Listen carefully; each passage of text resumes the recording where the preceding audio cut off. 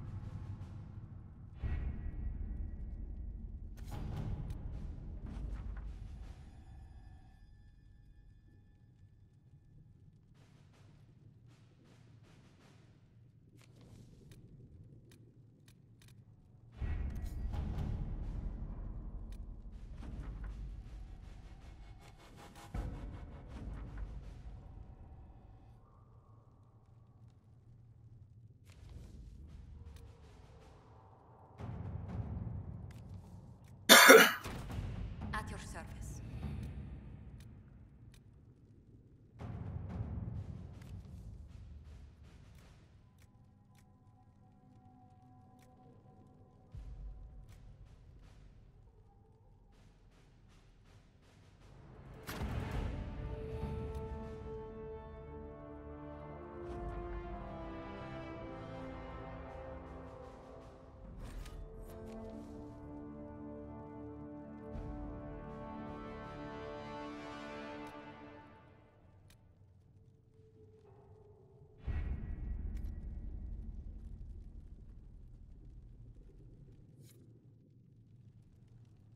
Xbox, Snap, Twitch.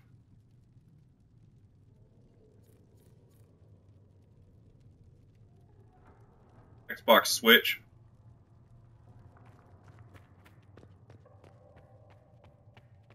Come to me, child, and I shall embrace you. In my arms lies eternity.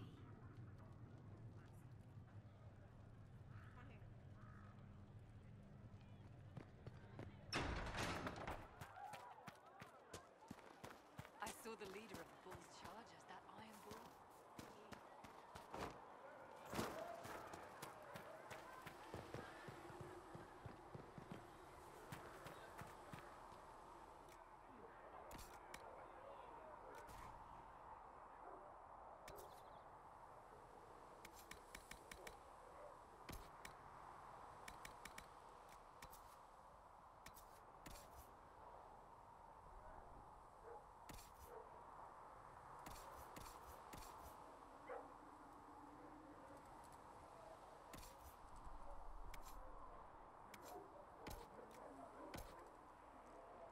Anything you can spare.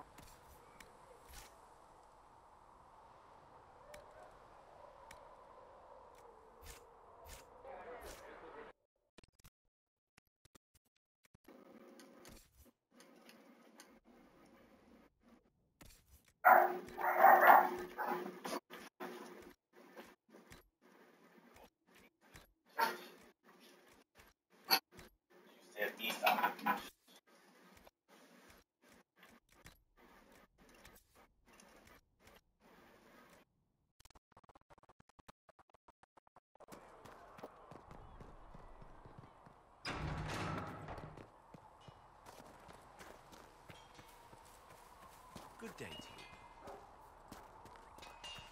Please send Visser our thanks for the... You need something? Let me know.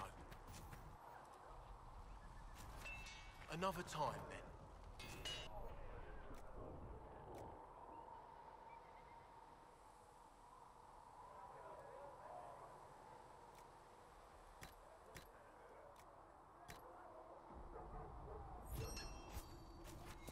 Right.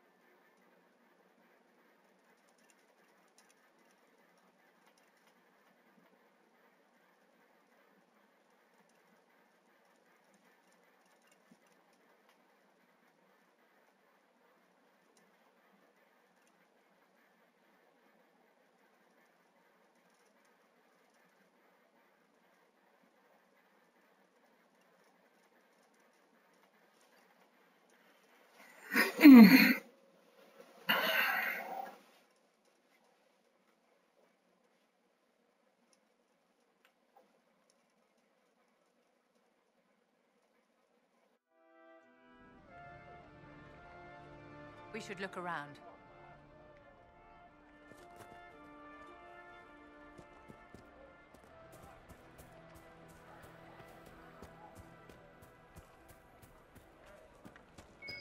May it be with you. Did you hear the news? I'm pleased to hear it.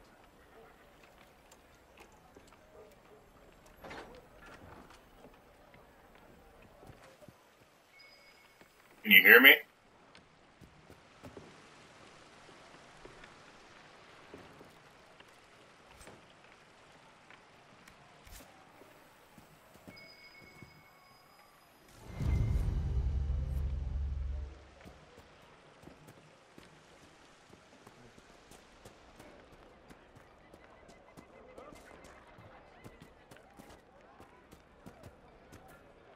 Oh, you can hear me, everything. You can see everything going on.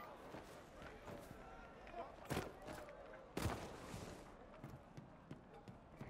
good to see you. May it be with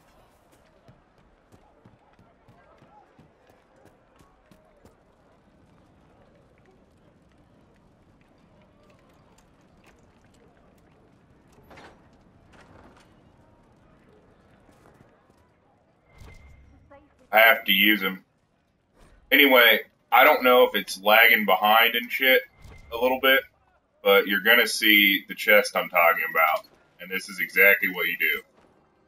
You take the obsidian, you take the fade touch, you close, then you leave.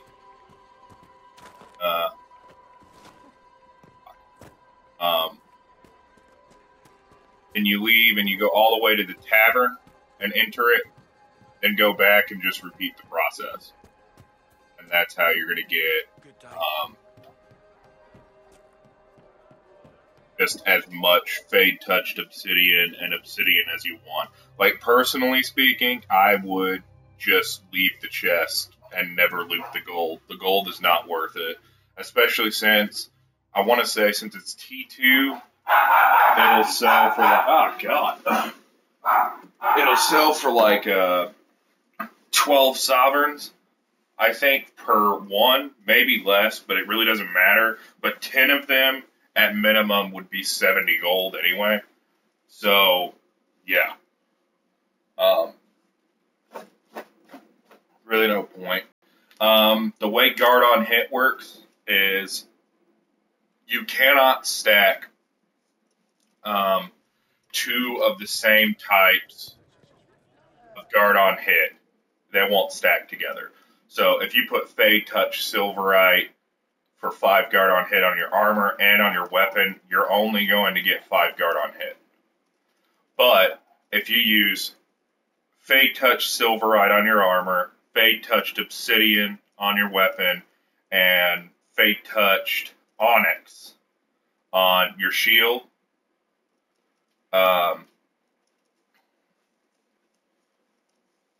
then you would have 10 guard on hit.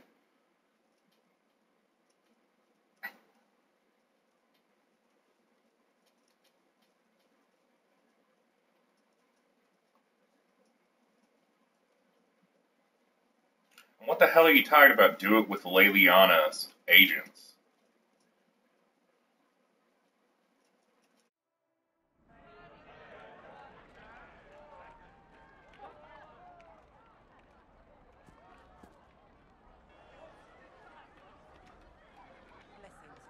Hello. That's good to hear. Hello.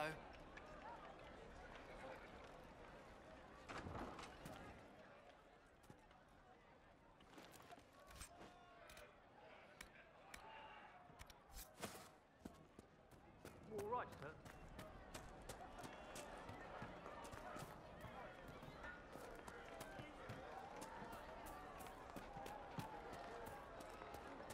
Oh, well, hold on.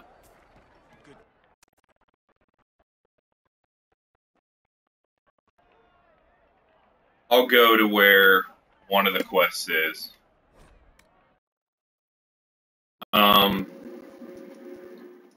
It's really simple.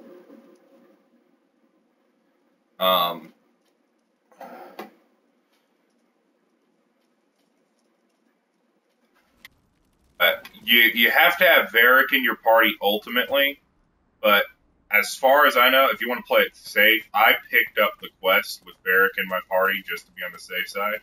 But from that Orphan's Path to the Worried Scout, he will give you the quest. Okay? Hold on, let me mount up. Whistle blow that did lag and whatever. That's always nice. I like that.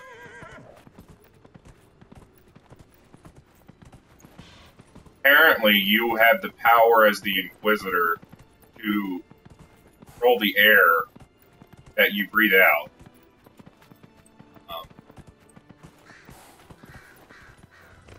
Which is just awesome. You can time exactly when you want to whistle. I'm going to go over all of them, so it really doesn't matter.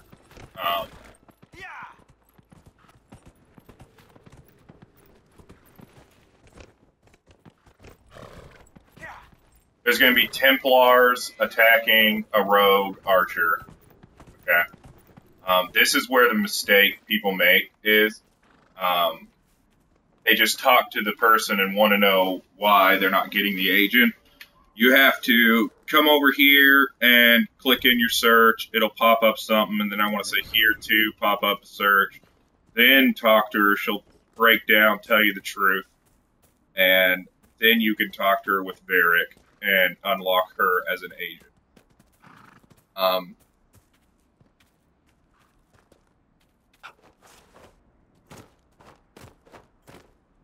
This Winterwatch Tower is the next place. It's a completely safe place to go to from Dwarfson's camp. The gate will be down and there'll be a person here. She'll tell you, seal the Fade Rift and prove that you're the Herald of Andraste. Oh. That's her name right there, Speaker and I. You'll go through there. Fade Rift is pretty easy to seal. I do not know if it has a minimum level scaling with it. I don't think it does, but I don't know. I was probably level 6 when I came through here, and it was easy. your will. You go back and talk to her. You make sure you'll have 3 different options. One of them will say, help the refugees. Do not pick that one. One of them will say, spread the word. Don't pick that one either. Pick the one that says, gather information. He becomes an agent then for Leliana. Also, by the way, there's a guy up top here, up there, in that place that you get to by just going up these stairs. His name's Cerberus, I believe. He'll give you a quest to go find his, here somewhere, like right in here. And she's dead.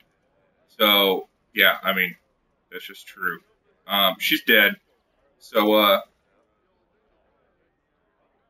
when you loot her, you get a letter to him, go back to him, tell him to join the Inquisition. He becomes an agent for Cullen. Other than just acting as perk points, every agent you have for someone gives you 5% less time to operations. So they stack additively. So it's very nice. Have somewhere in here, I think. Somewhere in here. Real close to Redcliffe. You'll be able to go to Redcliffe, and there's the wall. So yeah, right in here somewhere. You'll go up this little path, and then that's the Blood Brothers quest. Have Cassandra in your party and go back somewhere near the Chantry and find, her name is Sister Tanner.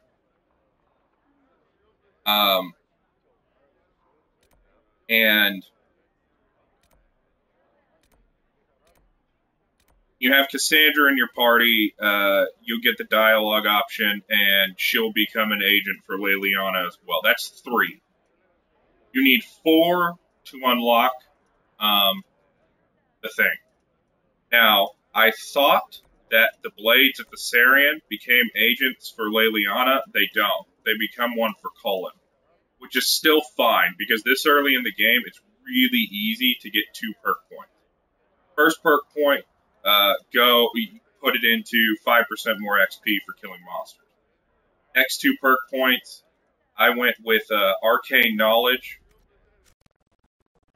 to increase the experience you get from turning in research items. That's also applied retroactively, which wouldn't matter at this point. But on top of that, or is she just scared because she's caught between us and or on top of that though, it's so much easier. That gives you the 4. Now, if I had to do it over again, which I'm not going to do because I hate the start of Nightmare Mode, I would probably pick Arcane Knowledge or Optimal Cutting. Probably Optimal Cutting. But yeah, Lord Barris or Sir Barris is somewhere around right here. Okay, ooh, I forgot Luke. He may be outside. He may be right inside here. Can't miss him though. He's one of the only people. Actually, now that I'm looking around, he's the only person you can press A and start a dialogue conversation with. Again, he gives you around this location. And he will become an agent for Cullen when you ask him to join the Inquisition. I think there are 2 agents to pick up at the crossroads. And I would detail that, but I don't care to. One of them, that one actually, again, Dwarfson's Pass Camp. I guess I'll just note it, just because that was stupid. But I guess I'll just note it, just because I can. If you also have picked up the quest from the crossroads that says, go get my son to make the potion, and he is also located in this place. Anyway, though, Dwarfson's Pass Camp, you can pick up 3 quests, 2 agents from Winterwatch Tower, just by starting from Dwarfson's Pass. If you go to Dwarfson's Pass, go up the hill that I went up originally, come here, see how close it is to Dwarfson's Pass. You'll get a quest. It's the Phylactery. Ian and your party. And talk to, she's somewhere back in the back up top in the fuck. She's up there. I'll go to her, but she's near the back and she's up in the crossroads. At Enchanter or something. I want to say it's Alindra, but I can't remember for sure. So don't hold me to it. She's right in here, though.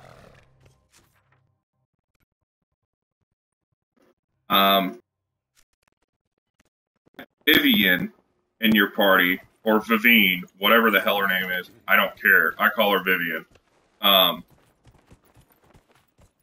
If you have Vivian in your party, you can appeal to Vivian, and she'll become an agent, and she will work for... Actually, can't remember. Oh, she's the 3rd agent that works for Leliana.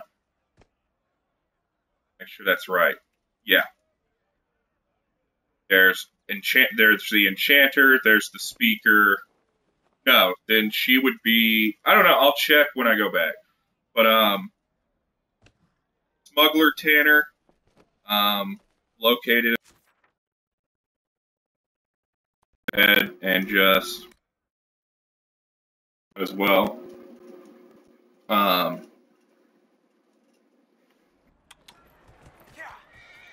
And yeah, it is lagging. It's not lagging, it's just, you know. Anyway, it's, yeah. He doesn't work for anyone, he just goes to your Inquisition. Originally, they had him work for Cullen, but they decided that was stupid, and I agree. But it acts as a perk point for your Inquisition perks, which is kind of important and kind of not. Wait, I went to the wrong place. The sister is somewhere, actually not somewhere, I know exactly where she is now. She'll be right over here, which...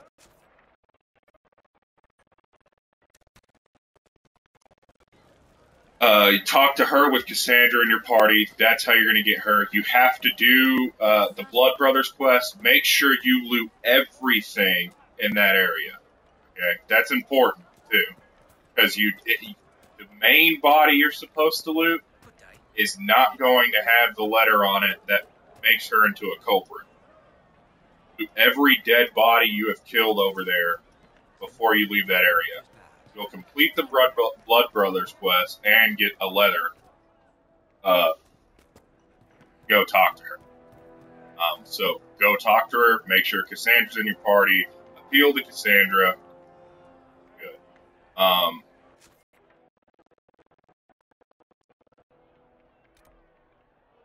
You might want to write some of this shit down too, by the way. Trying to think really quick. I need to go there personally.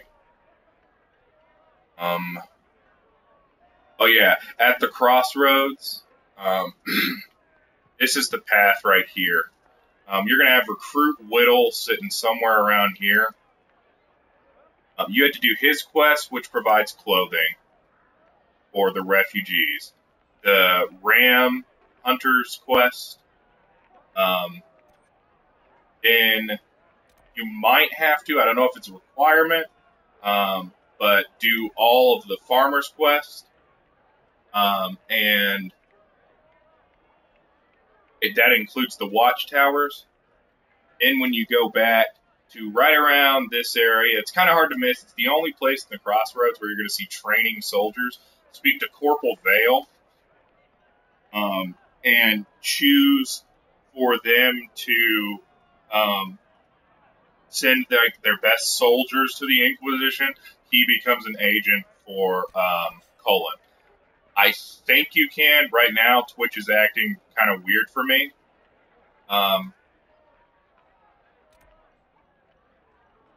And not saying that my broadcasts are there. So I'm trying to just get them directly uploaded to YouTube. But I haven't received the email yet confirming that it's been uploaded, and it's been a while now, so I have no idea.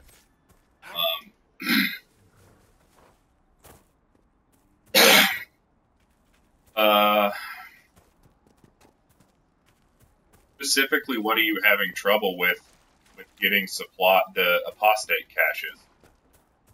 Locations or what? That's going to take a while for you to answer, so I'm just going to fill this out with more information.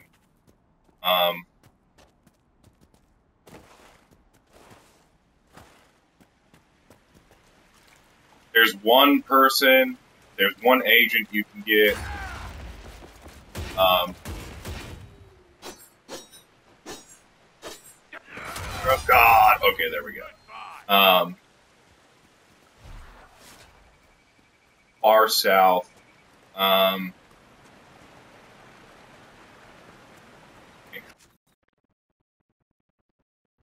It has a big circle. Somewhere, there's a fade rift like right here, and it's somewhere like the circle is like right here or something like that. Does that sound about right?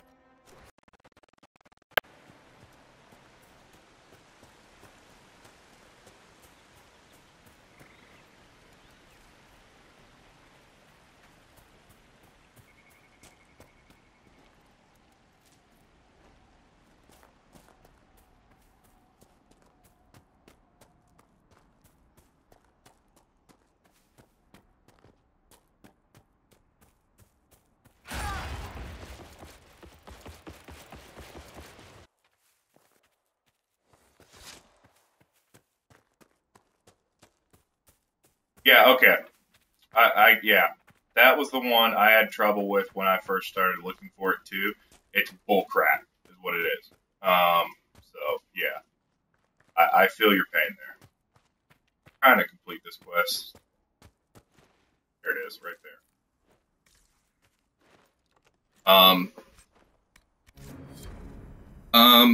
Okay.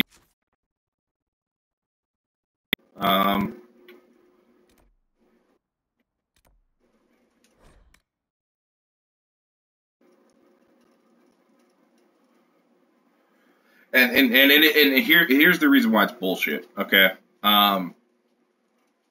You're gonna think to look dead center like you normally do with those purple things. It's right on the edge, if I remember correctly. Like right on the edge. But I think it'll show up on my map. If not, I just did it yesterday, so it should be pretty fresh in my head. But you're gonna do the same thing. Dwarfs in the past camp, crap like that. Go up the mountain. You can actually, I don't know if you can do it. Yeah, you can. You can pick up the phylactery just doing that. And then go and save scout writs and all that crap. That's always cool, I guess. Anyway, keep to this mountainside. You're coming out for the calf, and just keep to it.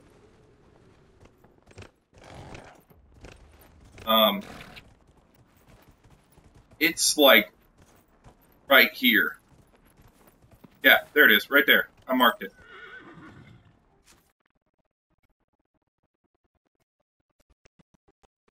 Huge cliff. That's why it's bullcrap. Where the icon is, how you get there, two totally different places. Like over here or something like that. You can come from it this way, and it's just going to be right there. Or you can just follow the video like I just showed. It's just right there. And yeah, I agree with you. It's bullcrap. Think.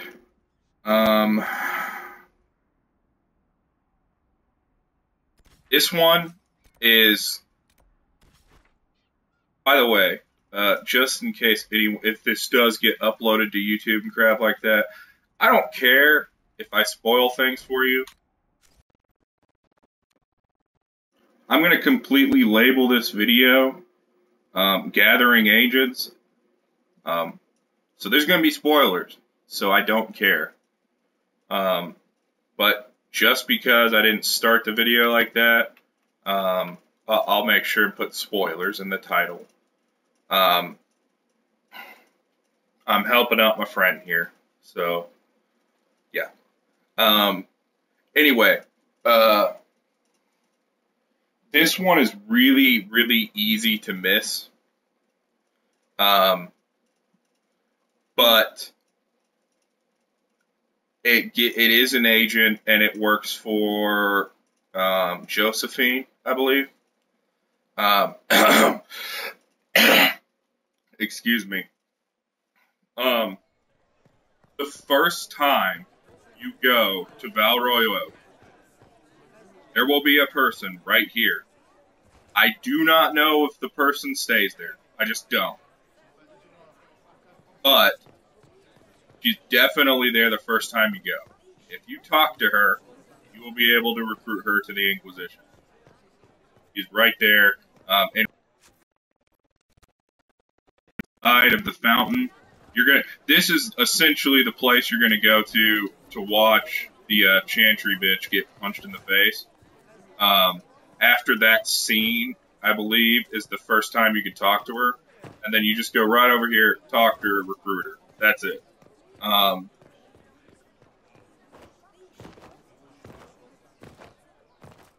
like a king, family line, all that. Expertly slumped, my lad. Let the blade pass through the flesh.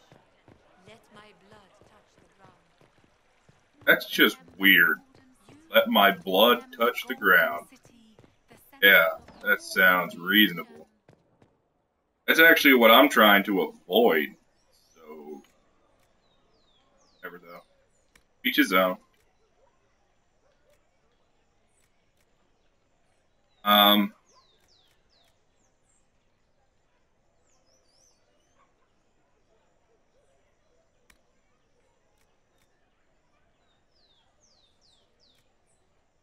That's what I want. That doesn't even line up with the schematic at all, and I want to point that out. The schematic shows 4 raw material that does nothing, a utility slot, and an attack slot. Yet the schematic says utility and defense. Whatever. I don't believe you, and I think you're a friggin' liar. That's what I think. But yeah, I'll go back through.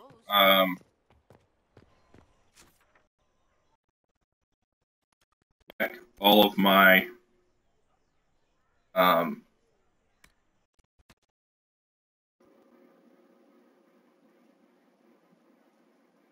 agents, and then if I can't, I'm gonna remember where I got them, but yeah, I'm just not going to. Yeah, you get the point, I think. I think I am level 8 at this point, which means that aside from crafting T2.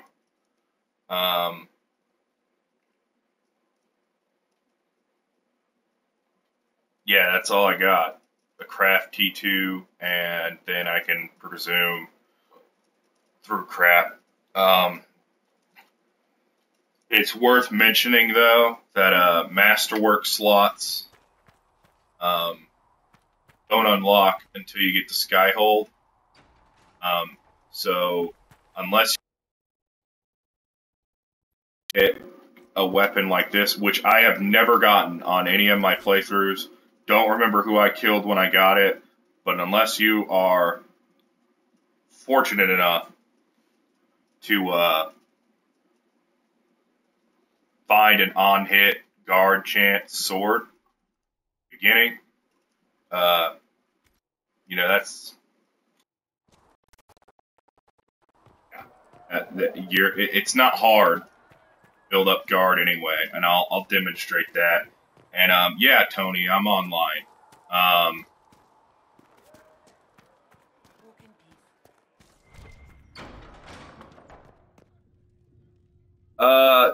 I'm hoping to, man. I have it set up that way, but I have yet to receive the email saying that any of my broadcasts got uploaded. Last night I just did kind of like a just kind of testing the water type thing. I want to say it was an hour and 20 minutes, so it should be uploading, but I don't know for sure. But yeah, that's the goal, though. There's nothing to do with Do a bunch of YouTube videos. You simply can't accommodate them if they bring that many servants. This is just crap in this game, man. That's just like you can miss it, and it's good. And if you do one thing wrong, you miss it, or take 10 minutes too late, you miss it. Yeah, it's a little annoying, but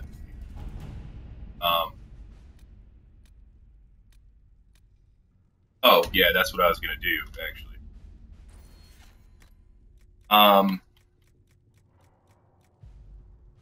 That's Corporal Vale. I've already explained him in the video. Already explained Lord Baron. Already explained them. Clements. Okay, this is the weird thing. It doesn't matter if you align with the Templars or the Mages. Go through the in hushed whispers, because this is what's going to happen. If you just directly go to the Champions of the Just before going through and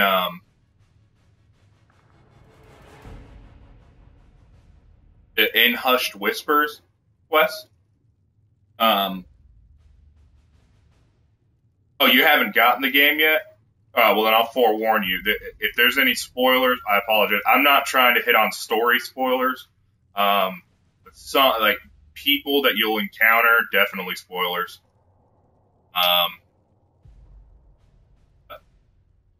Yeah. So, just forewarning. Yeah, dude. I mean, the game's great, so you're gonna like it. You a fan of things like Skyrim, Mass Effect? Thanks, man. I appreciate that. This does not unlock until you go to Redcliffe the first time. If you go through all of that, when you're in the tavern for the first time, after you have talked and after what's-his-face has like a panic attack or whatever, you'll be left inside the tavern. Don't leave the tavern. There's a guy standing right there. He's a tranquil. His name is Clements. It's spelled like this. Talk to him. He's weird as crap. Talks weird. Monotone. He's tranquil. But you can recruit him to the Inquisition. Don't worry about how the conversation progressed, because I did as well. Try to be nice always with agents, just because. And you'll eventually say something to the effect of like, okay, well, I gotta go. And I was worried that I wasn't going to be able to recruit him. He'll stop you at that point and say, oh, you work for the Inquisition, blah, blah, blah, blah, blah. Except he won't have that much tone. But yeah. It'll be more like, oh, you work for the Inquisition, blah, blah, blah. And you can recruit him then. That's all the agents I found for Cullen so far in this playthrough. I know there's a lot more. And yeah, man, I'm with you. I haven't played Destiny yet. My friend in the channel right now, C. Corby, yeah, he plays Destiny, but even he was like, oh yeah, it gets boring. It's like one of those things, like, from what I've heard anyway, it's one of those great to play with friends, and play on your own, real hit and miss. I already went over all these agents. Yeah,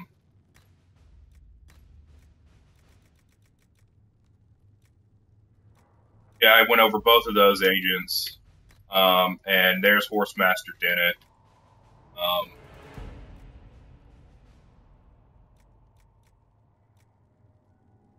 Okay, this one's weird. I don't know if you played any Dragon Age games in the past, Tony, but they had healers in the game. There are no healers in this game. It still makes up for it. It actually makes it better, in my opinion. I think Corby will agree. It just makes for better game. You have potions. Healing potions, and you have a finite limit between the party. It's set at 8 at the start. You can get this perk from Cullen to increase the maximum number to 12. And you know, and that's cool and everything. You know, whatever type thing. I don't use it, and I'll explain that in a second. This is weird, because what it says is adds one more potion slot. Okay? Now, look. I am stupid at times. And probably people just kind of jumped on that and immediately figured it out. Your radial menu, you'll see right there, has a lock on it. I still don't have the perk. It's a lock. That's the potion slot they're talking about. It unlocks. They're not saying you get another healing potion. They're saying it'll unlock another potion slot. And yes, number 2 was terrible. It was so bad. Oh my god, it was bad. Yeah. Hey, go into this building that looks just like this building, which looks just like this building. Hey, but here's the difference. We hung a painting in this one, so that you can look at the painting.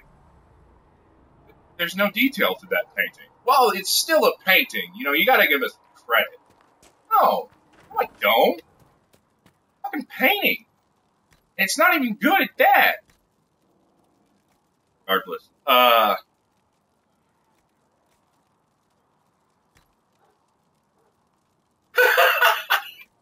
Yes. Lunch baby.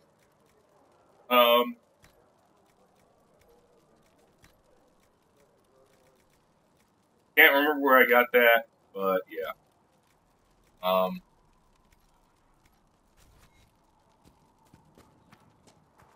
Anyway, hitting on the whole knocking a potion slot, I think it's definitely worth it now that I know what it actually does, especially when you're doing a nightmare playthrough. Why? Haven't really decided yet. I'm just assuming that, you know, that it would help. And the thing you gotta understand, I don't know when you came into the broadcast, but this game has 2 different types of. It's much more about your ability to foresee damage and or just build up what they refer to as an extra health bar. Have you had any trouble with them? Not at all. Which I will inform you if that changes. is true. You have two different types of things in the game.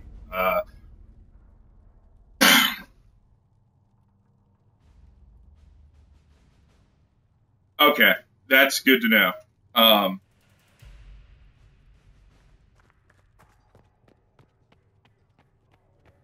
Speak only the word. Anyway, Only the chant. Then but you'll have guard, and you'll have barriers that mages can throw. It's a lot more about mitigation and using abilities. Like some things that you may have been familiar with in the past, shield wall, actively just always taking a certain amount of stamina to get you the inherent effects that it has. This is shield wall now. It gives you guard if you use it at the right time. That type of crap.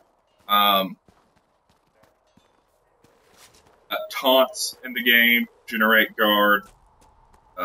Bull rush. You'll notice my health now has a little silver bar over it because I used bull rush to kill this poor little whatever the hell. It's called a nug. I've never understood that though. Why not just call it a pig? But you know, whatever. You'll notice though that the silver bar is over my attributes.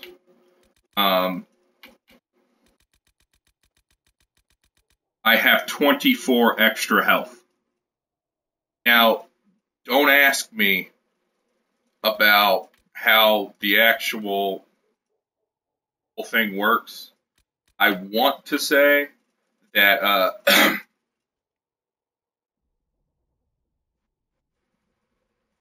it's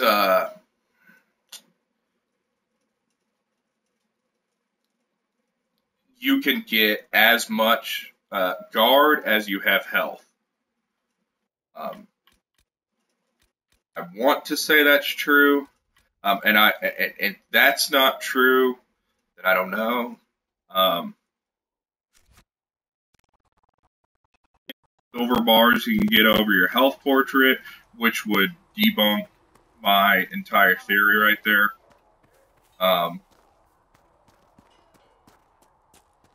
Screw it. I'll just go over and pull up my guard bar real quick.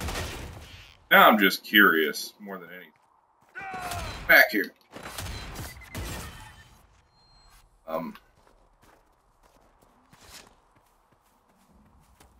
Oh, yay! Dead animal.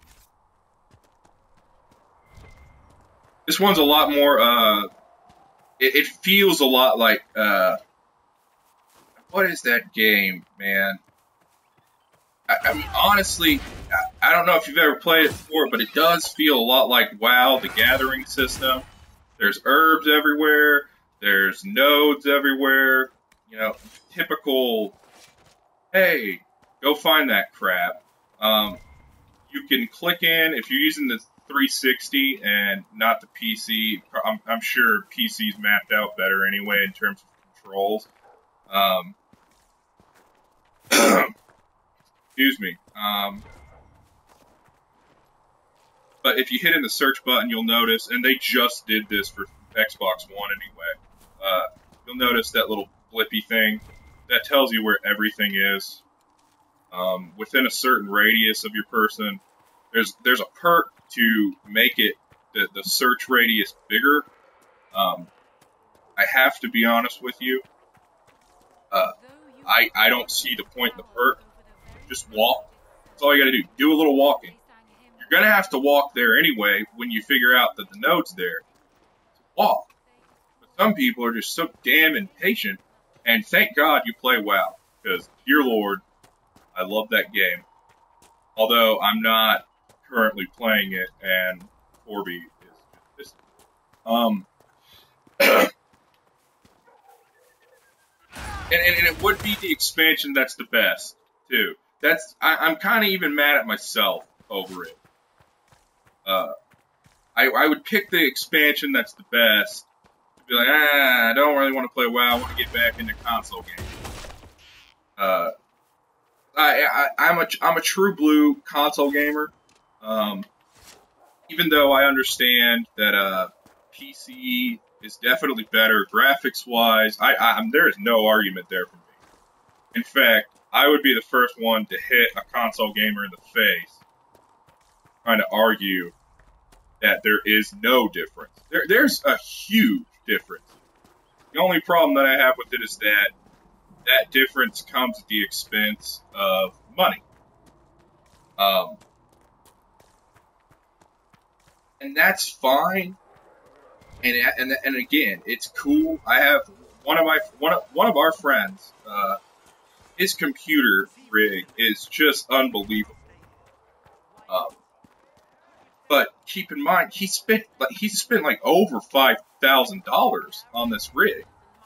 Now, it's a future-proofed rig for sure. What he doesn't understand, though, is he's one of those, I want to say impulse buyer. He's got a good job. He's a physical trainer. But, like, he's not an impulse buyer except for when it comes to his computers.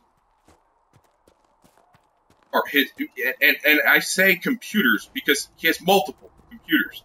Because he's like, I want a guest room computer. Why? No offense. I'm letting you come in my house and use a bed and probably going to be feeding you. Bring your own damn computer. No, I mean, it's cool for me because if I spend the night there, his computer is better. His guest computer is better than most people's computers. That's crap. I would never do that. And that is because I'm a heartless son of a bitch. True. I mean, that's just straight up true. But, yeah, I don't think many people would. I want to say his guest computer, man, and I don't know how familiar you are with computers, but I want to say his guest computer has a 750. No, it's a dual 750 SLI with, I can't remember the processing speed. It's actually not, like, the best processor, but, I mean, good enough.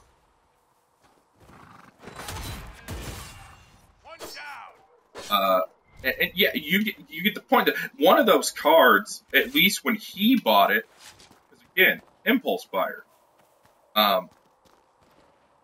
was like, oh my god, it was like $700 a card. And he's like, oh yeah, it's totally worth it. I'm like, you're high. That's really what it comes down to. There's no problem with being high, unless you're spending 700 freaking bucks on a guest computer. I think that's the maximum amount of guard I can obtain. People to have a conversation with while it was happening. So thank y'all for that. Okay, so the guard amount is roughly, what is that? It's about 25% of your full health. And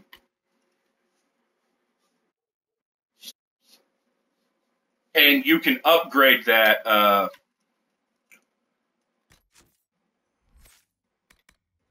Whoops.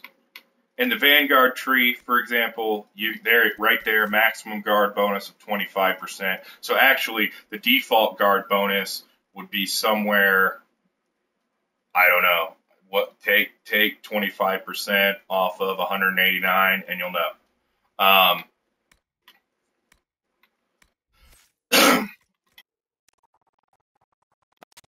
Right, I should probably drink water, and that's what I'm gonna do. You're God, dude. I take Vyvanse. It's a great drug. Yeah. My mouth is dry all the time.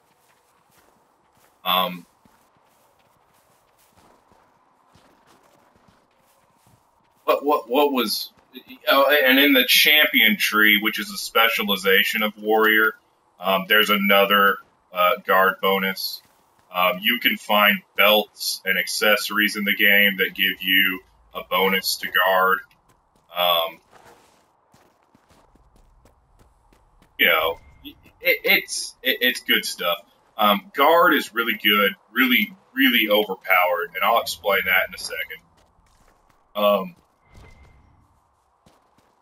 But you combine guard with barrier, and you're talking, before they can even touch your health, they have to go through 500, 600 health. Because barriers for mages are just that strong.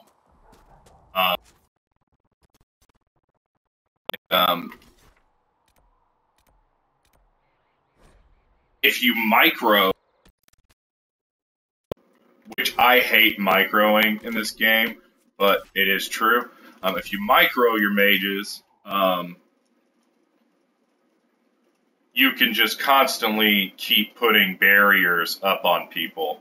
Especially if you run a Knight Enchanter, a smart Knight Enchanter, which means don't leave the Knight Enchanter in the hands of the AI if you really want to take full effect of it. That's a specialization of mage, by the way. That will come highly recommended by me. That specialization in general, it's bullshit. That's why it comes highly recommended. Straight bullshit. How easy it is to play. Cool play style, though. Boring and repetitive, sure. It would probably be a little bit better on Nightmare. I haven't played it on Nightmare. But we're talking like, this is the first game that I know of in a Dragon Age series where you can go on the hardest difficulty, Nightmare, and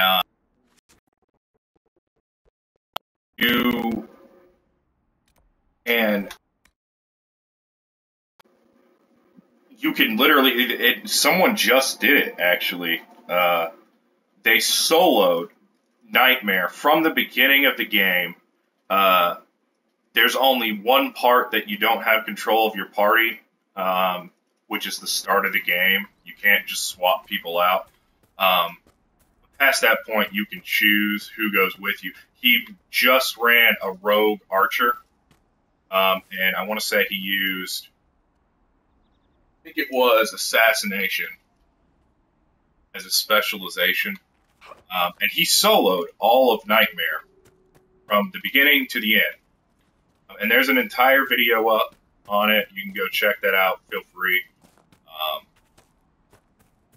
It's really informative, but you'll notice real quick that it starts as being one of those, oh, I got to pick things off from range, keep my distance, be real conservative. Then it just turns into, I'm just going to fuck these people in the not give a shit. Things.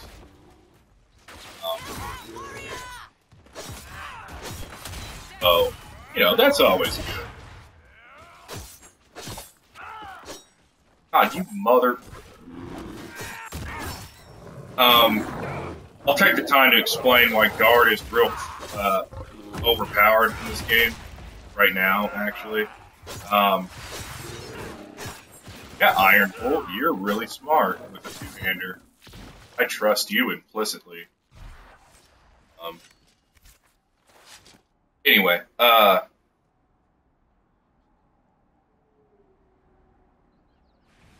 obviously, oh, mother!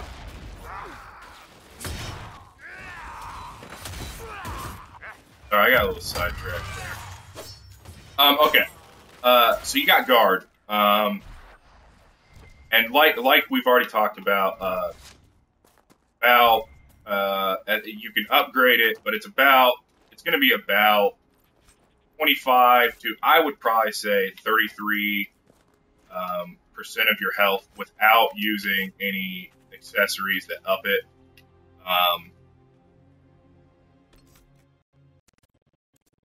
Nodes that will give you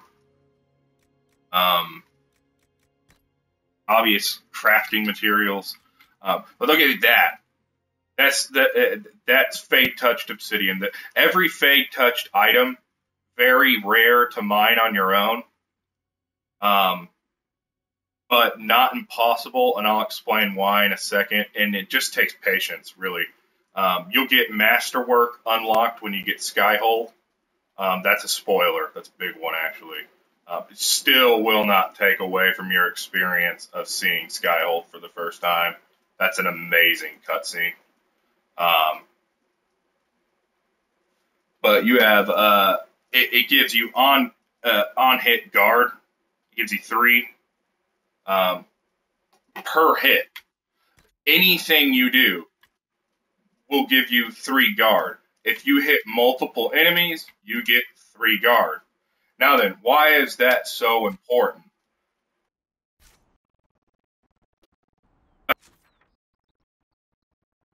There was literally anyone you hit.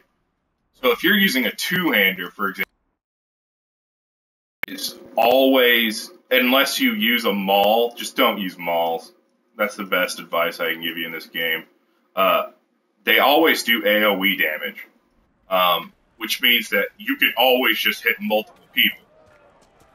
And that's not the only ore that can give you guard on hit. There's 2 others. There's Onyx and there's Silverite. Silverite gives you the most at 5.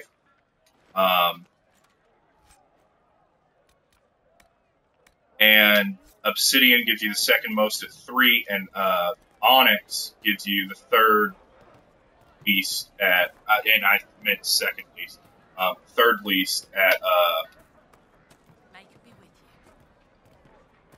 2. Now on a sword and shield character, you can craft that into the armor, the weapon, and the shield, and that gives you 10 guard a hit. Moves like Bull Rush, Payback Strike, Lunge and Slash, those moves that have kind of like an AoE type effect look to them, like a cleave type effect or animation to them, those are going to get you multiple hits every time. So now you understand why it's overpowered as crap to have guard on hit on your weapons. Not even on your weapons. You'll have guard on being hit and guard on hit. And don't confuse the two. Everyone is just like in a frenzy about just being dumb, in my opinion. They'll argue constantly about just the dynamics of guard on hit and, crap like that.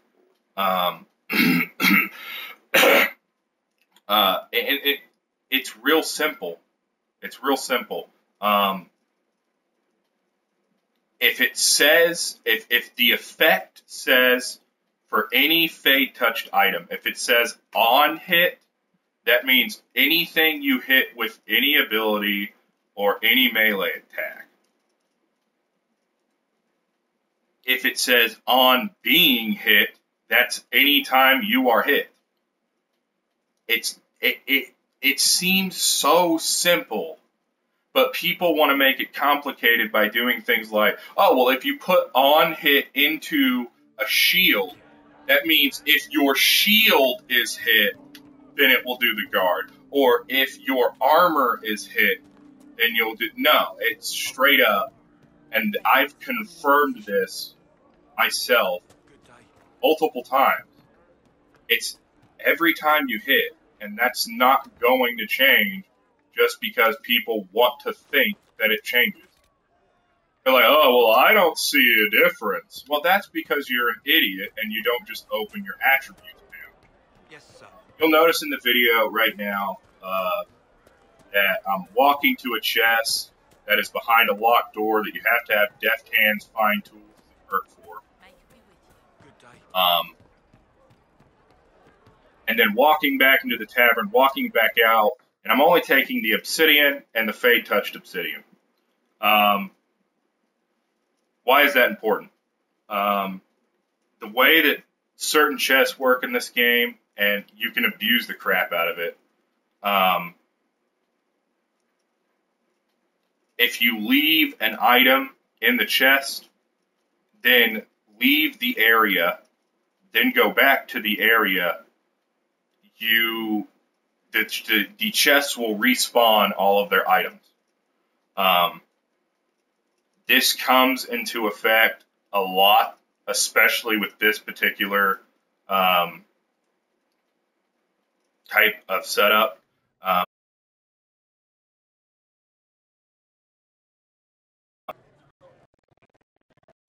I don't even know why. Stop listening, I guess. I don't even know why I just did all that. But I haven't found one for Silverite or for Onyx. Actually, I do know one for Onyx now that I think about it. Maybe not. I think that's a Chain Lightning version. Anyway, it's important because there's a place called the Cradle of Sulavine that you can unlock. If you're playing on normal mode, you can unlock it when you're like level 10. It's not hard. I mean, I would advise level 12 only because, excuse me, it can be a little tricky, but not too tricky. Yeah, it's just one of those things.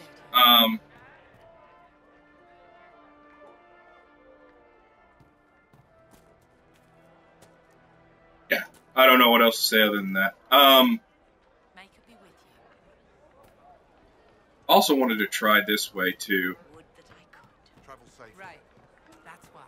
Hasn't worked for me in the past, but I do want to see if it works now.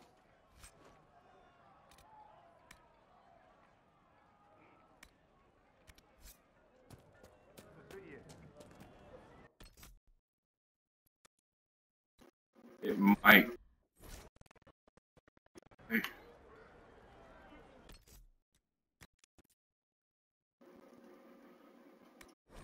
Not really sure at this point. Anyway, though, this is a great way in Nightmare to build T2 metal from the start of the game.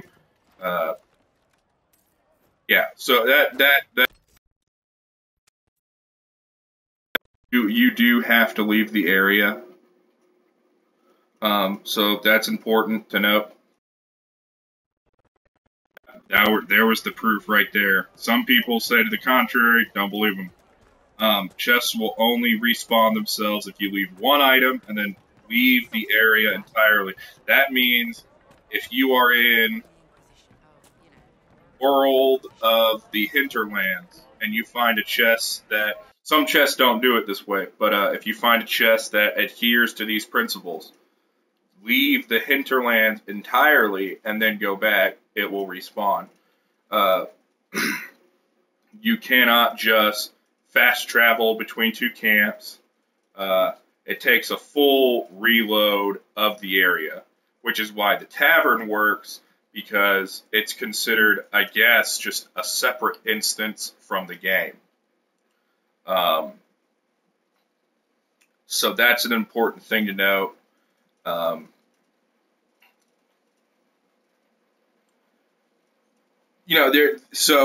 In this video, I've gone over a lot of things. I've gone over how to acquire agents early, which helps you get deft hands, fine tools very quickly.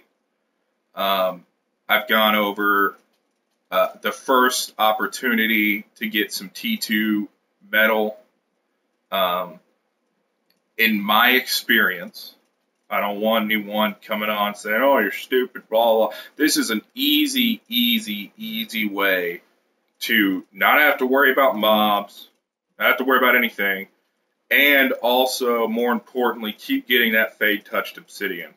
Because in Nightmare mode, it feels like, especially until you get Emprise du Lion unlocked, you can't get Silverite. So Obsidian becomes your go-to Fade touched for guard on hit. What do you mean? Oh, it's one of those things.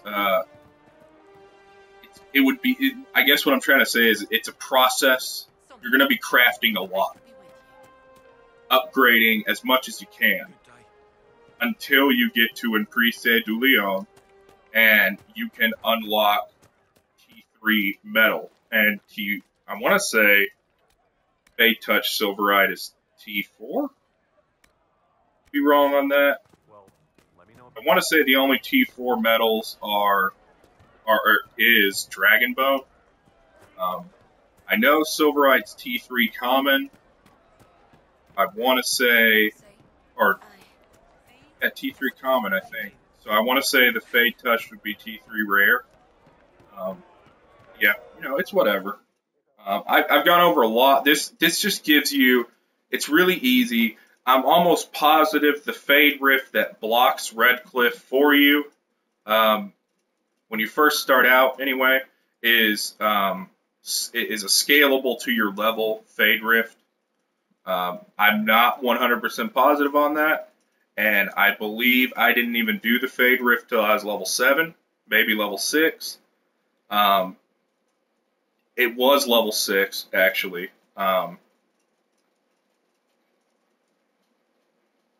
So you can do it at level 6, not hard at all. Annoying because of lesser terrors and wisp, but all it takes is just a good party setup, and you'll be fine. It's not that hard.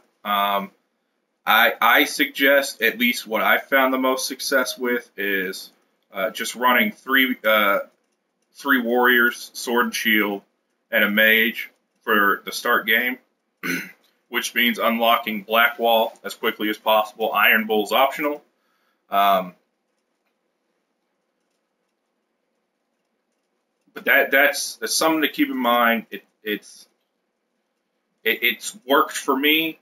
That doesn't mean that it's the only way to go. In fact, I know a lot of people that still stick with 2 sword and shield warriors, 2 mages, so they have the constant guard, constant barrier. I know people that go 2 sword and shield warriors, 1 rogue, with knockout powder upgraded, or an archer with full draw upgraded. I would personally, regardless, get knockout powder upgraded.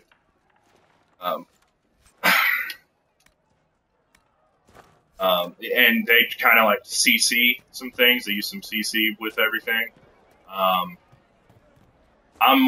don't like microing in games like this. I don't at all. So that's kind of like why I just went with a very, very tanky setup. But kept barrier there because it's very nice. And it's only going to get better with Vivine because her survivability just will skyrocket when you get guard on hit and when you get her specialization Night Enchanter.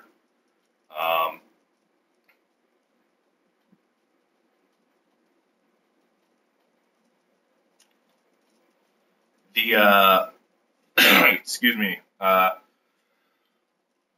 The best two-handed weapon schematic in the game unlocks after you get unlock Sullivan Keep and a Sulavine Keep, I guess, or Suladine, whatever. I'm so lost right now. And Preset du Lion. For Nightmare mode, that means being a minimum level of probably 15, maybe 14. I'm sure you could get away with it on 14 if you had the right gear set up, right talents, right party, and a lot of guard on hit.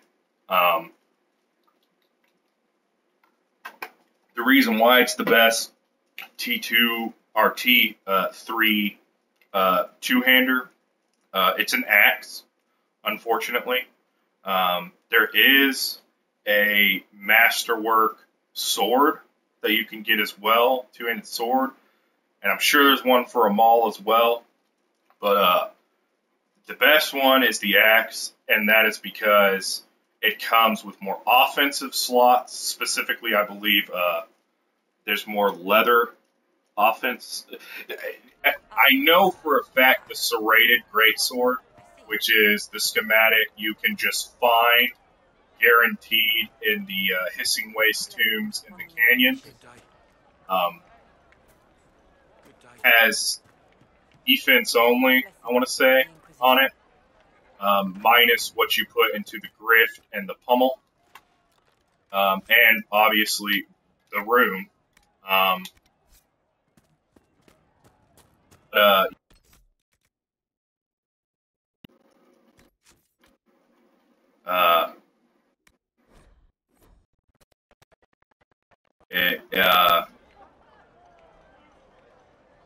Yeah, I'm fucking clueless, man. But it's gonna those offensive slots.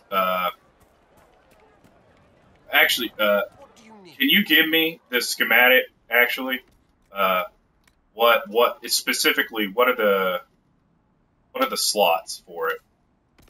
I know that obviously the main slot anyway is going to be metal.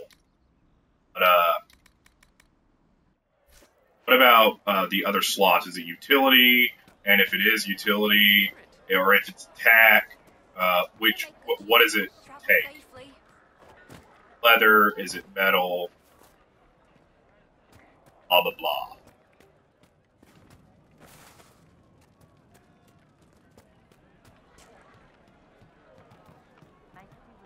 Wait on him really quick and keep talking.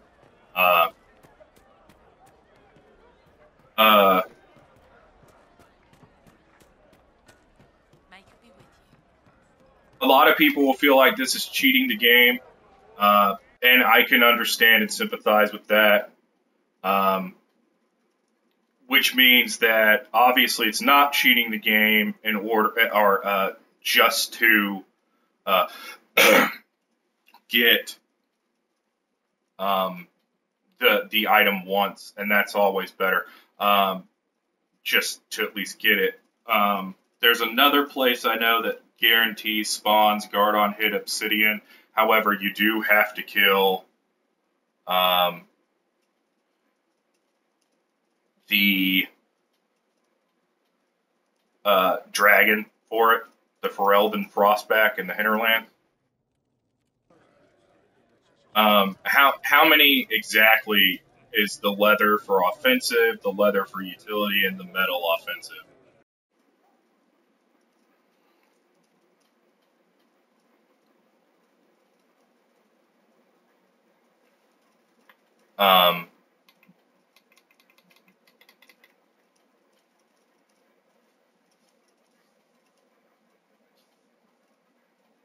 But yeah,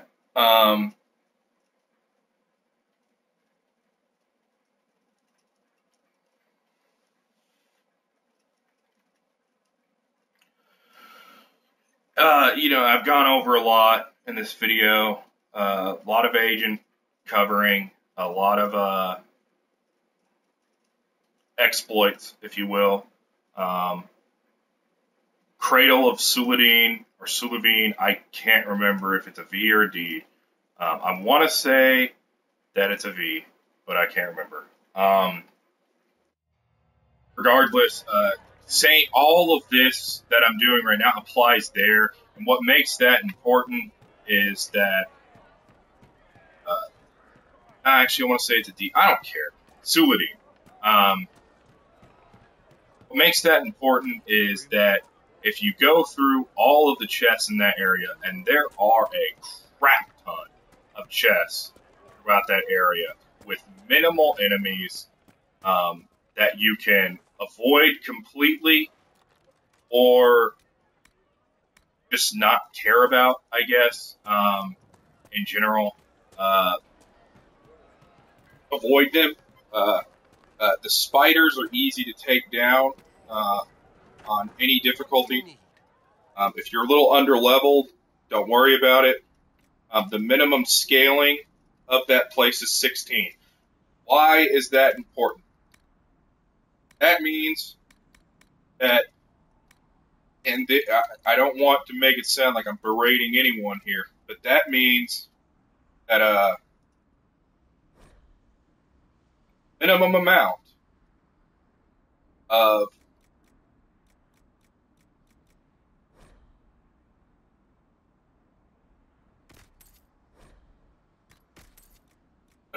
the minimum amount of level you're going to find in that area is 16. Why is that important? Only reason it's important is because that is when T3 schematics become available to be looted from chests. Some schematics in this game, whether it's weapon or armor, can only be looted from RNG. Whether it's off a dead body, whether it's from a chest, doesn't matter. It's RNG based. Some of them you will find with a 100% certainty in some of the tombs in the Hissing Waste. Some places in, like for example, the T3 Battle Axe or Great Axe that you can get from the Keep in Prise du Lion. It's very A fine day to you. very God, I've lost my train of thought. But it's very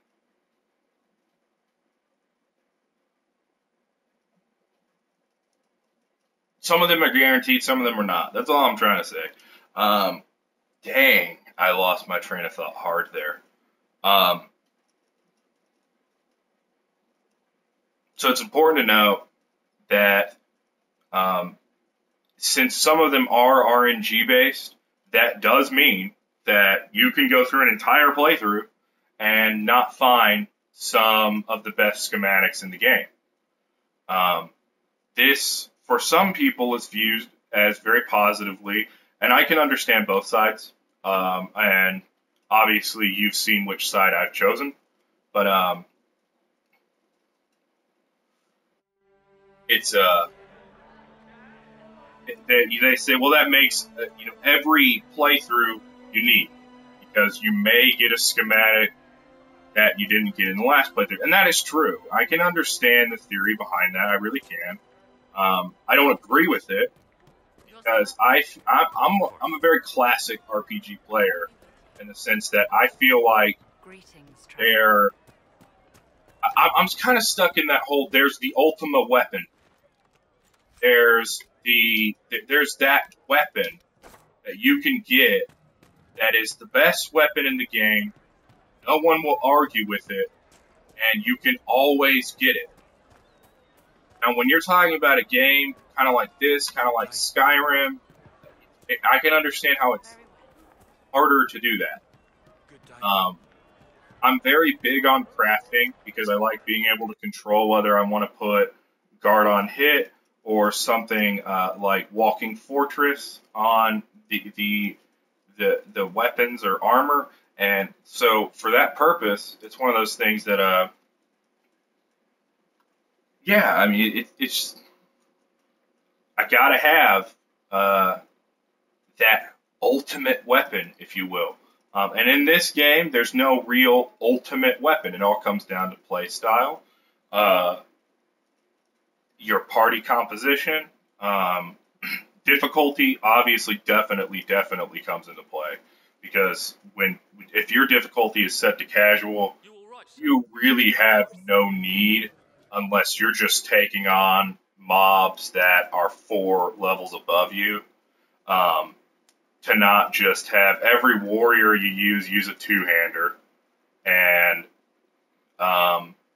every other defensive person you use the best DPS items they have, and have one of the items have Silverite on it. You're just never going to die, especially if you decide to go the party mix-up of a two-handed warrior that's a Reaver, either yourself or Iron Bull, And then the tri-elemental mages,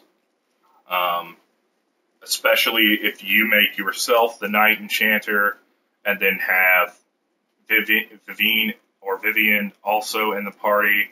The reason why Knight Enchanter is important, by the way, is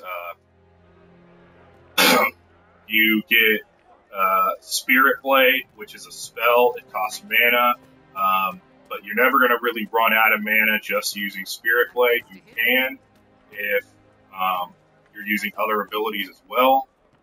But if you put Guard on hit on a Knight Enchanter, and then go down the fire tree to get, I think it's called Chaotic Focus.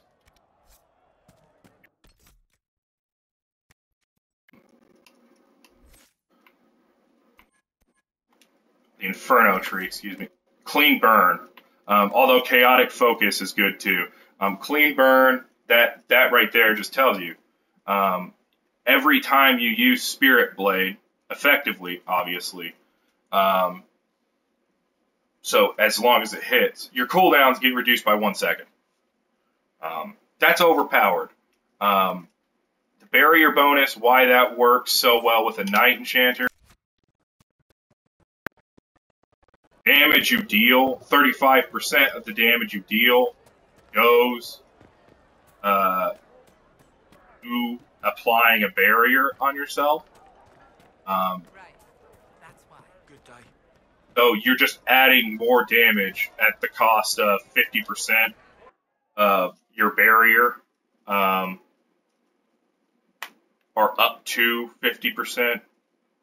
I don't really know how it works. I would imagine if it says it's 50%, then that's 50% every single time you cast the spell.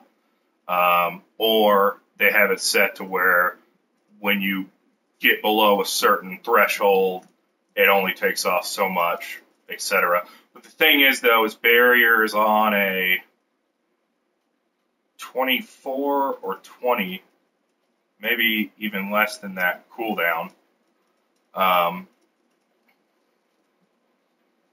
I think all of y'all are starting to really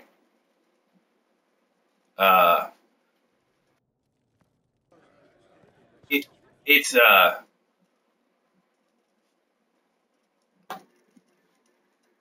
it's an overpowered class. I liked the initial power that you gain from having a Knight Enchanter and using it specifically, because the AI, and people will note this for you, the AI is very stupid when it comes to Knight Enchanter, because the whole goal of playing this game, I think for a lot of people, is not wanting to have to micro and always use tactical menu. You want things to be free-flowing so you can just play on whatever difficulty you're on and just play, instead of having to constantly pause the game, if you will, to set up things. And then with the way that the tactical menu works, and again, you'll find forums all about this topic as well. It's Greetings, traveler. Let me know if you find one. yeah, it's just one of those things. It's Travel safely. a ridiculous setup. I enjoyed it at first. It becomes monotonous, though, because AI won't use it correctly. Because they'll, for whatever reason,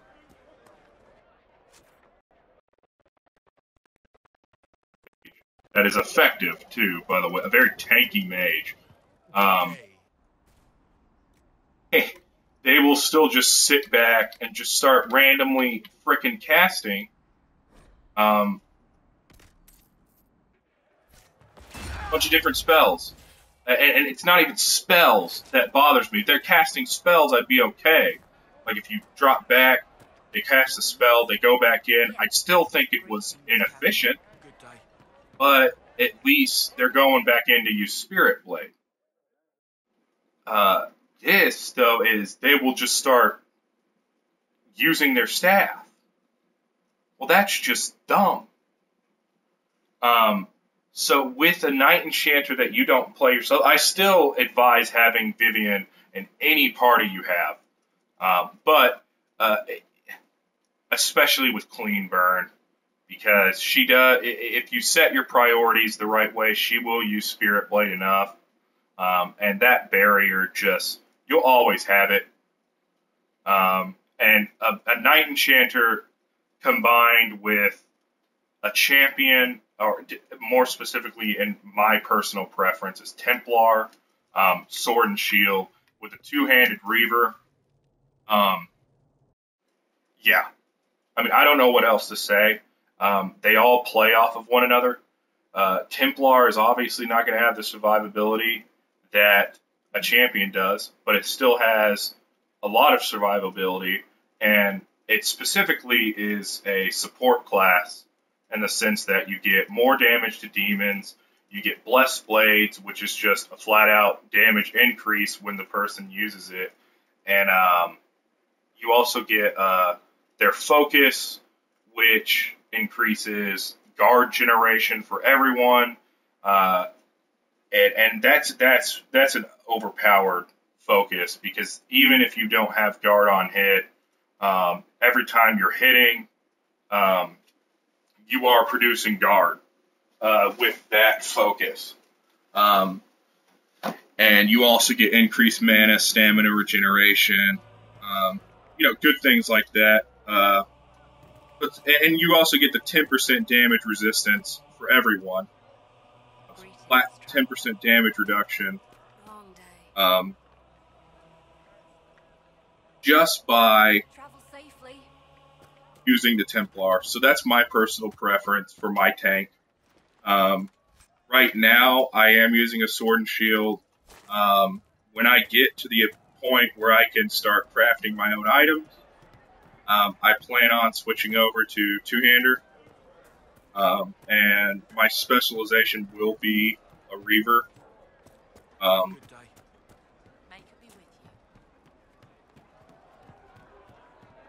And with the new patch that came out earlier for PS4 than it did Xbox One, with them making Rampage weapon agnostic instead of only being able to be used with two-handers, it makes Sword and Shield Reaver very, very, very viable.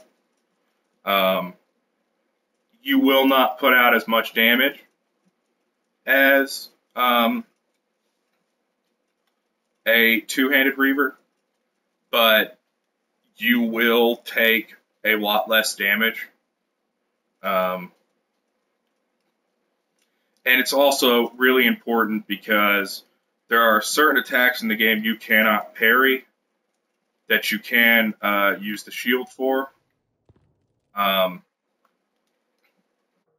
And also, Shield Wall does not consume stamina until you are hit, versus taking a flat 5 stamina per second and then 10 on activation. Now, don't get me wrong. I know someone will say it. Yes. If it weren't for the fact that you can't parry some attacks, they would be equal in my eyes. Because then it comes down to, if you have the right amount of timing, the right reaction time, you won't have a problem. And I agree. And for the most part, that is how block and slash works. But it's still, again, it just goes without saying, if you have a shield, you're going to be more survivable, you're going to be more tanky.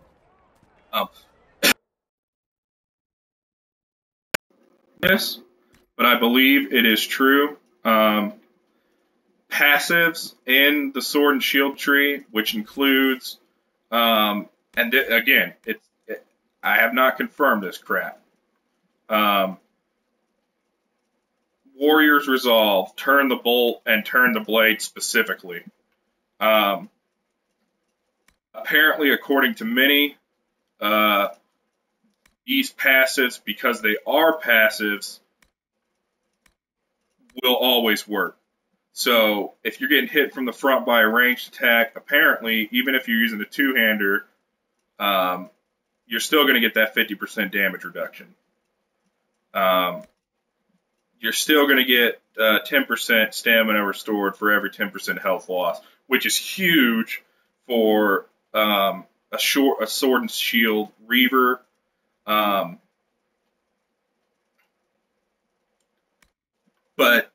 not just a sword and shield reaver if it works precisely, because that means you'd be able to keep Ring of Pain virtually always down. And Turn the Blade also works, and that's a flat 20% damage resistance. The only problem with doing any of that is you have to get Payback Strike. Then you'd have to get Turn the Bolt and the Warrior's Resolve. Both those require shield. So does Payback Strike, so they become useless. But then you can get Turn the Blade.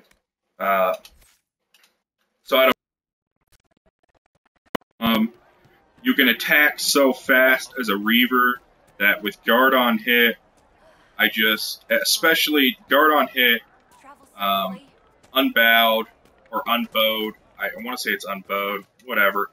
I don't see that being a problem. I just don't.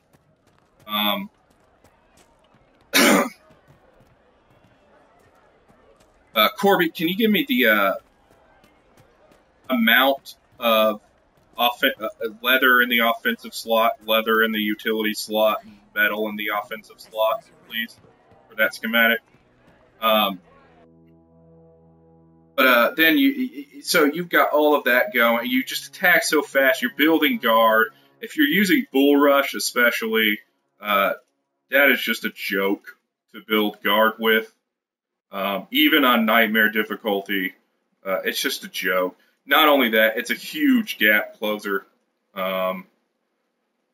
It's just ridiculous.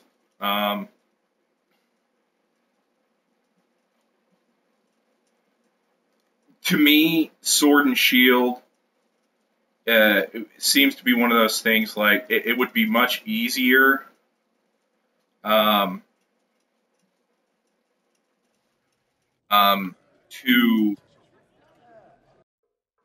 fuck. Okay, I'll explain why I said that in a second. You gotta. It just seems like, and it probably isn't, because you generate much less stamina per hit, which is how you restore stamina in this game, with a one-hander than a two-hander.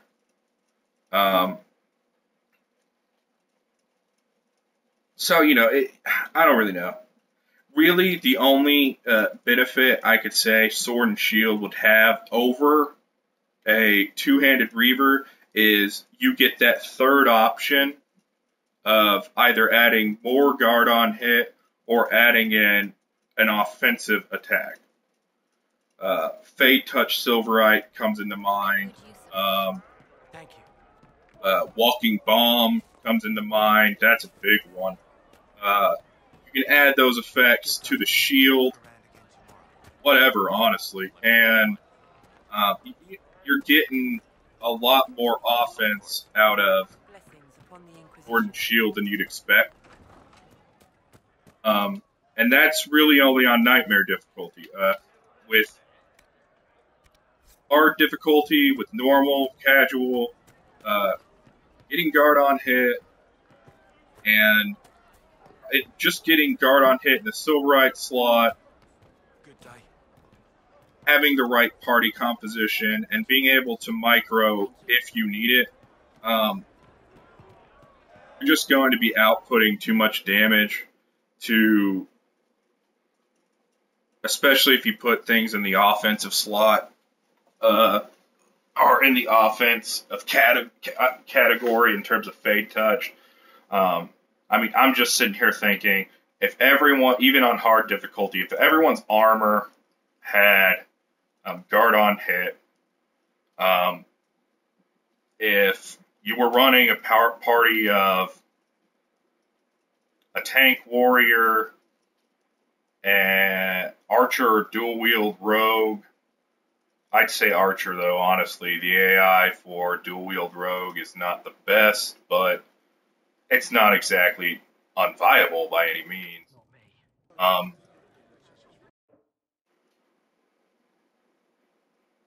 Yeah, you're just getting an insane amount of guard. You got if you have a mage in the group too, you know, especially if you play the mage and it's a knight enchanter, you're always going to have barrier. And if you run a knight enchanter mage, and everybody has guard on hit, then I would run the dual wield rogue at that point. And I'd run it with Cole for assassination and set the only skill that's preferred as stealth. So he's just constantly stealthing. And that's just an insane amount of damage. Like, just an insane amount. You could play the rogue as well. It doesn't matter. The whole point that I'm making is that amount of guard on hit and that amount, especially if your tank is Cassandra as a Templar, Good day. yeah, you're getting a lot of guard, and your barrier will be up enough, especially if you're the Knight Enchanter. Where you're not going to feel like you're dying, ever. Couple that with regeneration potions, rock armor tonic, or grenades that poison Jar of Bees specifically, which is fantastic when it's upgraded. It's just what I heard. Yeah, there's a lot. Every class in this game I feel like is viable. There's some that will survive better in a nightmare setting, but if you're willing to micro, you should be fine regardless, in my opinion.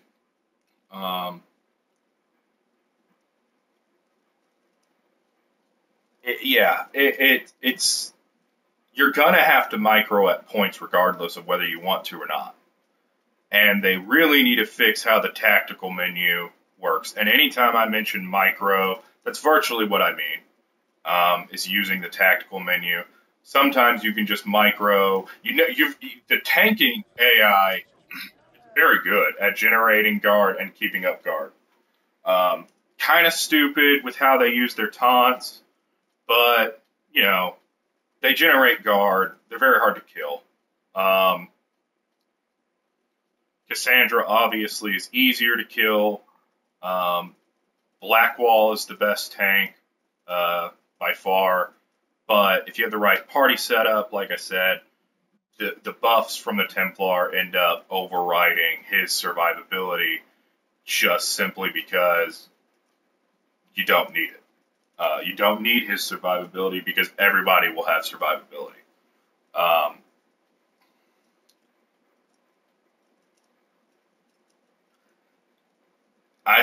I'll end on two notes. Fey Touched, in essence, if you don't want to go this route, has an RNG chance to spawn from the node that you are farming. Every Fey Touched has two different unique properties to it. That's important to remember. Don't get discouraged if it seems like Silverite you're mining, or the Obsidian, or the Onyx. Specifically, the ones with guard on hit have the same exact effects. It's either guard on hit, or it's 10% chance on hit to proc Chain Lightning at a specific amount of weapon damage, and it's from lowest tier, which is Onyx, to Obsidian to Silverite, it goes 50, 75, 100% weapon damage. And that's pretty good, honestly.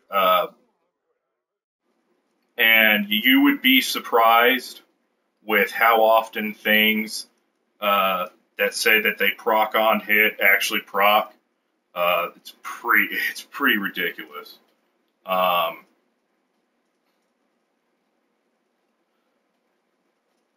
So that's always interesting to play around with and think about. Don't get discouraged. They all have their uses. If you want, since I do not know of a place, I'm sure there is one, but I have not found anything online yet that has confirmed a spot or anything of automatic, always fade touch silverite with guard on hit that you can then leave the area, come back, and just farm it like I'm doing right now in the video with Obsidian. You can save right before you mine the node, and if it doesn't give you fade touch silverite, load it. The node will be back, and it will re-roll like it's a completely different node. And that's happened to me. I've done it multiple times with silverite, and it's ranged anywhere from I get it on the 5th try to I get it after 75 attempts. So, it's since it's RNG, there's nothing I can really give you a timetable on. I think the most I've spent in terms of time-wise farming a fade touch silverite with guard on hit was maybe 20 minutes. So I could just be extremely lucky, but it's a pretty fast load up, so we're getting a lot of attempts in per minute. Or at least a fair amount anyway.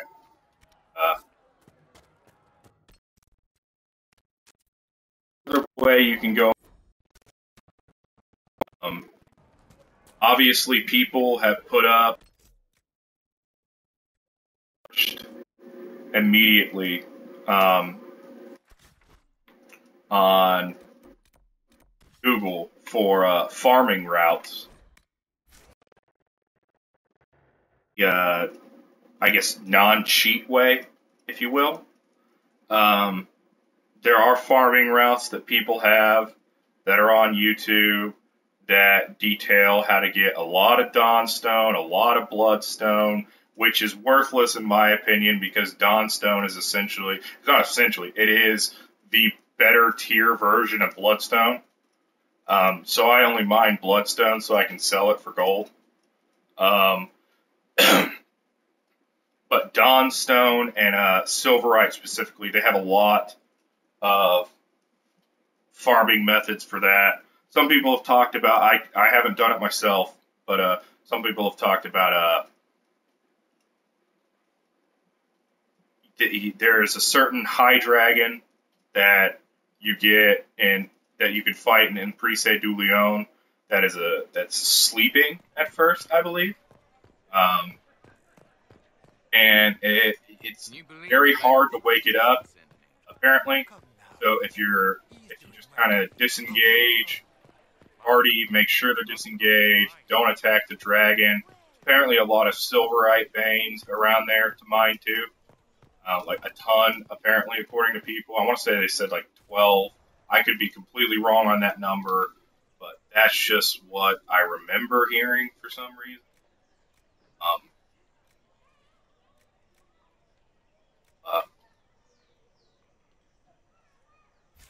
That's just something to think about.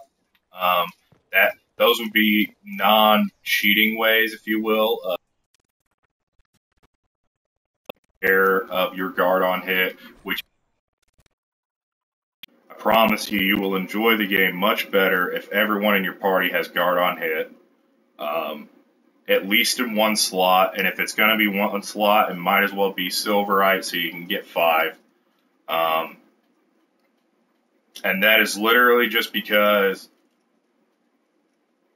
it's offered in the game, and combine it with barrier, and it's very hard to die on any difficulty. When I have a full guard up and a full barrier up, even at these low levels, it's very hard to kill me. It allows me to, instead of focus on generating guard, which I don't usually ever do anyway, I hardly ever have to use shield wall. I'll put it that way. It just allows me to be as offensive as possible for about 5 seconds, depending on if there's an elite around.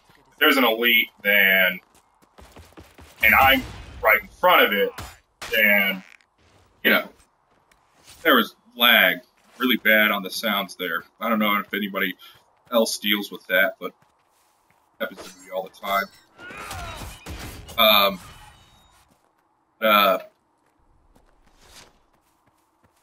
That's something to think about. There are legit ways, if you will, I guess that's the better way to put it, to farm, overwrite, Obsidian, stuff like that. Obsidian is obviously, since it's T2, going to be available to you much earlier in the game. There's a vast amount of it in Crestwood, but it's near the bottom of the map. And in terms of Onyx, there's a ton in the Hinterlands, so farm that for Fade Touch Onyx to get guard on hit. Keep in mind, none of this matters until you get to Skyhold and you can start masterwork crafting. None of it matters. Unless you're doing what I'm doing now, which is, well, I'm not doing it right now.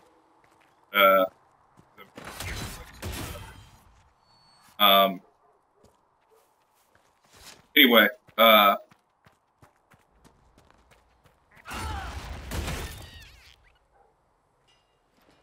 so you got a lot of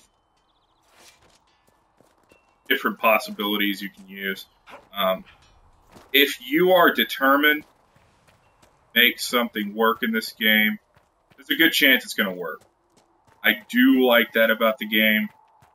Dragon Age Origins, I think everyone can remember, or at least hopefully, because it was such a great game. I played through it about 4 times. A lot of people have similar experiences with that good of a game.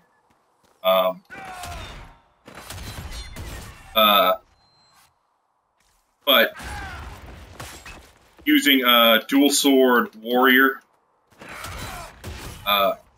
and having haste, then I want to say there was an ability that you used a certain amount of your stamina at all times in order to make it to where, like, I want to say your attack went up to where you were always hitting. You had that with haste, and it literally felt like on any difficulty that you were just able to auto-attack things to death because you were attacking so fast and hitting so hard. So, you know, it's one of those things, like, there's always going to be something that's easier, but this is the first time I feel like with the Dragon Age series that every spec is viable and every character is viable. For example, you know, in Origins, another example from Origins is you had to have a healer. You had to. I'm sure people will comment and say, no, I went through it, you didn't have to. You're probably right.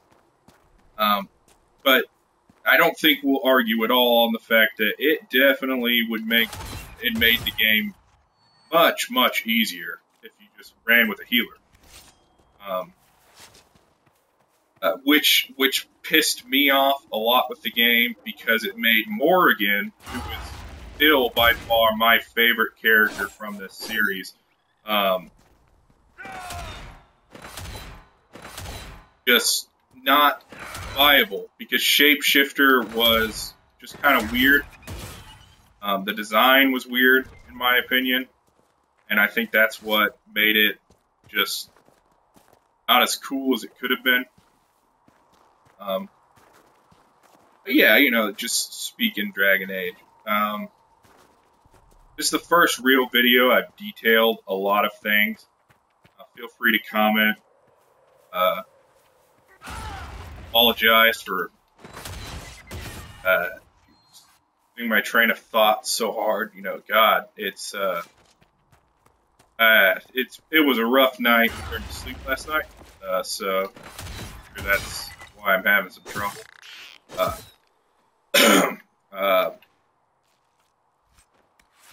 But I hope you enjoyed the video. I hope you got something out of the video.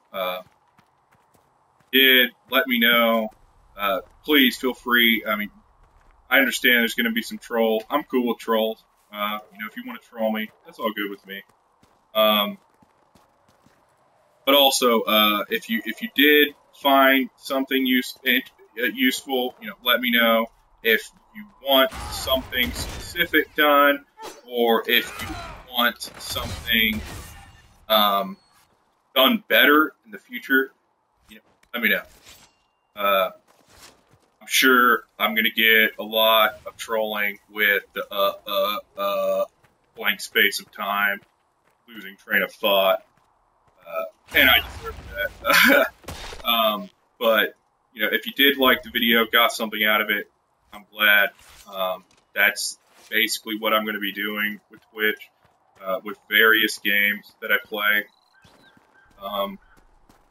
Sometimes, though, my broadcast would be probably just playing Madden with either friends or playing NBA 2K15. I do, I'm totally up for playing with people from YouTube or Twitch, playing the games. Basically, I don't really care about donations, don't really care about subscriptions. Just, if you're a funny person, and we can game, then that's good enough for me.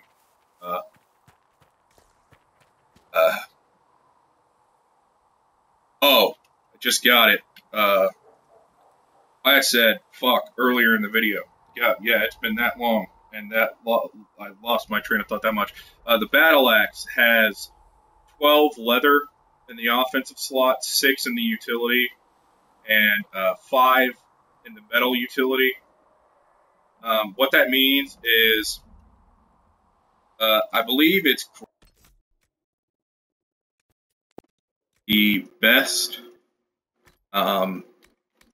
crit chance additive to it in an offensive slot, and I want to say it's 1.75. Could be wrong though.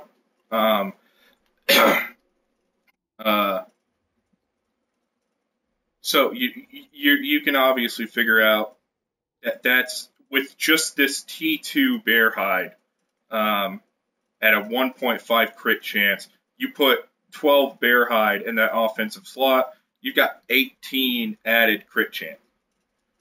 That's a huge amount of crit chance. Then you got 5 metal in the utility. Putting something like Silverite or Dragonbone in that utility slot and getting strength and constitution. I want to say Dragonbone adds the best at a rate of 1 and 1. So you get 5 strength, 5 constitution,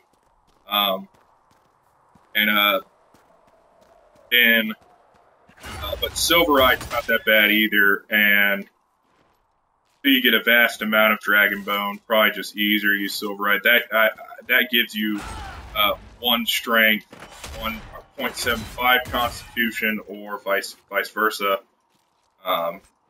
6 leather in the utility for a warrior. That for me, I'd go straight cunning all day, unless I was at a point where I thought that